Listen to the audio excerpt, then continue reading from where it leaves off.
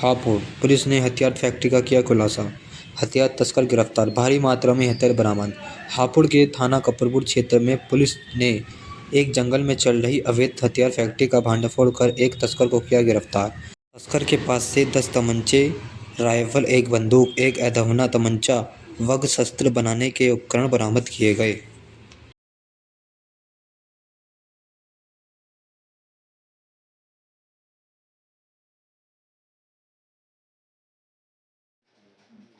Sir, Kapurpur police द्वारा बरामदगी की गई है, क्या बरामदगी है, इसमें कितने अभियुक्त गिरफ्तार है? आज दिनांक 7/8 मार्च की रात्रि में थाना क्षेत्र कपूरपुर में थाना प्रभारी को सूचना प्राप्त हुई कि नरेना के जंगल में कोई खंडहर में अवैध शख्स फैक्ट्री का काम कर रहा है। इस सूचना पर विश्वास करते हुए थाना प्रभारी ने अपनी पूरी टीम के साथ वहां दबिश दी।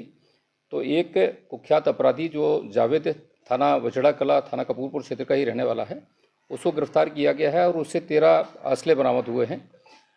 इनमें से जो 10 असले हैं, 315 बोर के कट्टे हैं, एक राइफ़ल है 315 बोर की, एक 12 बोर की सिंगल बैरल है और एक 315 बोर का जो तमंचा है वो अधबना हुआ है, वो बरामद हुआ है।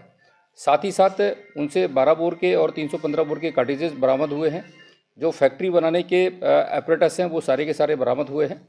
पूछताछ पर जावेद ने कई महत्वपूर्ण सूचनाएं दी हैं। इसमें बताया है कि एनसीआर में कई क्षेत्रों से उसको जब डिमांड आती है तो वो ये कट्टे सप्लाई कराता है।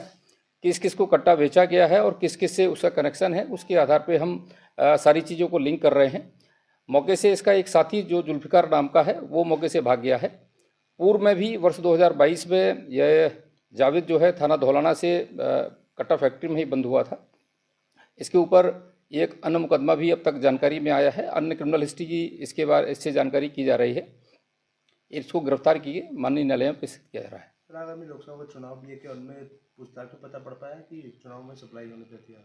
इसने कई चुनावों के संदर्भ में डायरेक्ट तो इसने नहीं बताया है, लेकिन ये जरूर कहा है कि कुछ लोग इससे जो कनेक्टेड थे या किसी के माध्यम से इसको सूचना आती थी तो एक कट्टा जो है ये 5 से 7 हज़ार में बेचते थे। एक जो बैरल सिंगल बैरल थी वो 10 से 12 हज़ार की और राइफल 15 से 20 हज़ार रुपये में बेचा करते थे। जो जैसा कस्टमर आता था उसी के हिसाब से लोग बेच देते थे। जो डिमांड आती थी उसी के हिसाब से लोग बार्गेनिंग करके अपना रेट तय कर लेते थे। चुनाव के संदर्भ में अभी कोई जानकारी इसके द्वारा नहीं दी गई है, लेकिन इसकी जो कॉल डिटेल है उसके आधार पर हम बाकी चीज़ों को कनेक्ट करेंगे और तदनुसार कार्रवाई सुनिश्चित करेंगे।